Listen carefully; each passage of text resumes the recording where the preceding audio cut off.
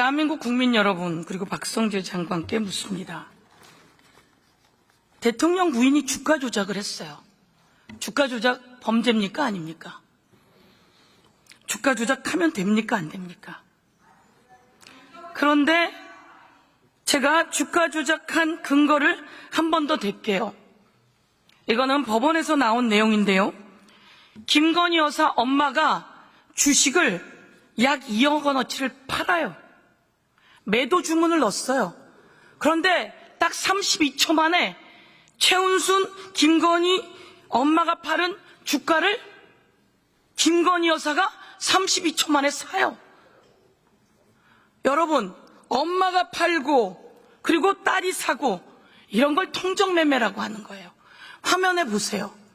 이거 다 이야기해도 국민의힘은 못 알아듣는지 아니라는 거예요. 그럼 제가 또 생생한 녹취를 여러분께 들려드릴게요. 최은순 씨, 김건희 여사 엄마의 둘의 통정매매 과정에서 나온 녹취예요. 최은순 씨가 이야기합니다. 혼자만 알고 있어 3,500원 밑으로 회장이 딜을 해놓았대. 주식을 떨어뜨리지 않으면 성사가 안 된대. 여러분, 이거 주가 조작이죠? 이거 주가 조작이죠? 이게 주가 조작이 아닐 수가 있습니까? 그리고 검찰 종합의견서에 최은순, 김건희 두 모녀는 23억을 벌었다 이렇게 나왔어요. 통정매매하고 내 거 다 팔아, 싹 다 팔아, 지금 팔아, 그리고 돈을 왕창 얻었어요. 9억인가 벌었어요. 엄마는 9억 벌고 딸은 23억 벌었어요. 이거 주가 조작 맞습니까? 그런데 이거 주가 조작입니까? 아닙니까? 구체적인 사실관계는 현재 수사와 재판 중에 있으므로 그 수사와 재판 결과를 지켜보는 게 좋겠습니다. 맞습니다. 말하기 어려우시죠. 왜냐하면 주가 조작이 뻔하니까. 자, 그 다음에 또 질문을 할게요. 그러면 디올백 관련해서도 그렇고 검찰이 김건희 여사를 부르지를 못해요. 쳐다도 못 봐요. 그러다가 불렀어요. 그것도 김건희 여사가 원하는 곳으로. 그리고 거기에 핸드폰도 반납하고 나를 수사해라 이렇게 이야기했어요. 우리 법무부 장관님, 검사 오래 하셨을 텐데 그런 수사해 본 적 있어요?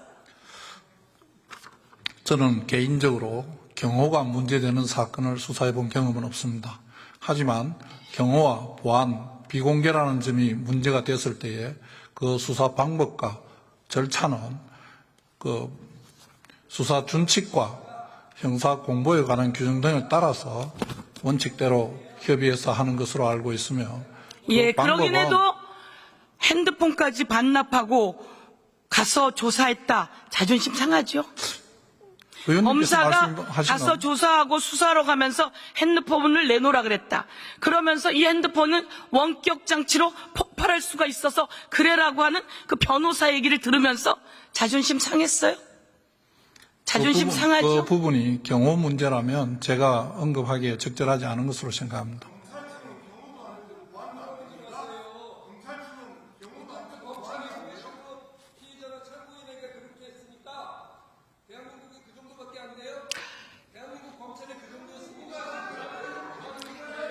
저는 이렇게 생각해요. 법무부 장관께서 이건 아닙니다. 어떻게 검사를 불러다가 핸드폰을 반납하라 그러고 조사를 받습니까? 아무리 대통령 부인이라도 그래서는 안 됩니다 라고 해주셔야 법무부 장관답다고 생각하고요. 그래야 검사들이 제대로 수사할 수 있다고 생각합니다. 어떻게 생각하세요? 그럼 대통령 부인이라고 해서 생긴 문제가 아니고 누구든지 경호가 필요한 사람과 관련된 부분에 경호 문제라면 그 경호와 관련돼서 하는 일이 저희가 통상적으로 하는 일과 조금 다르기 때문에 그런 일이 벌어졌다고 생각을 합니다. 저는 국민 여러분, 대한민국의 법무부 장관이 자기의 검사들이 가서 핸드폰 반납하고 조사했다는 그 치욕스러운 아마 역사에 남는 날을 저렇게 이야기하시는 것에 대해서 저는 안타깝게 생각하는데요. 검사들도 보고 판단하실 겁니다. 그리고 그런 말 하는 법무부 장관은 얼마나 속이 타시겠습니까? 그런데 이 김건희 여사가 문제예요. 주가 조작, 디올백, 전당대회 개입, 그리고 이번엔 총선 개입까지. 총선에 개입하면서 김영선 의원에게 다른 곳으로 출마하라고 얘기를 하고 거기 대통령이 가서 공약으로 지역 공약을 마련하겠다고 이야기했어요. 이건 대통령의 관권 선거에 대통령 부인이 사적으로 낀 국정농단이다. 이렇게 보는데 어떻게 생각하십니까? 제가 아직 구체적 사실관계가 확정되지 않은 상태에서 법무부 장관으로서 어떤 법적인 견해를 말씀드리는 적절하지 않은 것 같고, 나중에 구체적인 사실관계가 밝혀지면 거기에 따라서 뭐 수사가 필요하면 수사가 진행될 것이고, 그렇지 않으면 또 뭐 수사 필요하지 않은 상황이라면 뭐 저희들이 굳이 나서고 그러지는 않을 것이라고 생각합니다. 전부 다 나온 사안인데 그렇게 회피하시면 안 된다 이렇게 제가 지적하고요. 탄핵검사 김영철과 장시호가 사적인 관계를 맺고 있다는 건 알고 계시죠? 의원님께서 주장하시는 내용은 알고 있습니다. 김영철과 장시호가 사적인 관계가 있다는 것을 제가 오늘 여러분께 충격적으로 공개하도록 하겠습니다. 화면 띄워봐 주세요. 김영철이라고 하는 검사입니다. 장시호라고 하는 피의자하고 통화합니다. 오빠 연락처 좀 달래서. 그랬더니 김영철이 오케이 그럽니다. 국민 여러분, 검사하고 피의자가 장시호하고 김영철이 저런 사적인 대화를 나눴어요. 또 그 다음 넘겨봐 주세요. 오빠 통화 부탁해. 그랬더니 미안 통화 가능? 저러고 둘이 또 공유 숙박시설에 갔다고 합니다.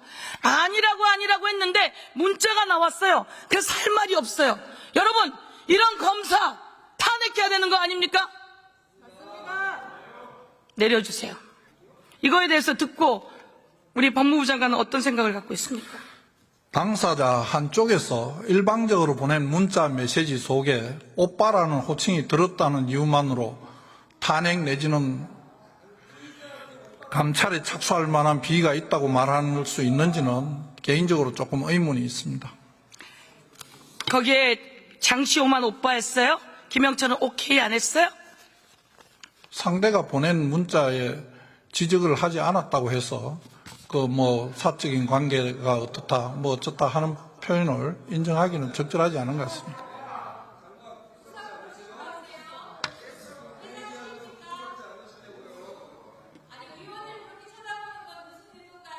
장관님, 여길 보세요. 예, 들어가세요.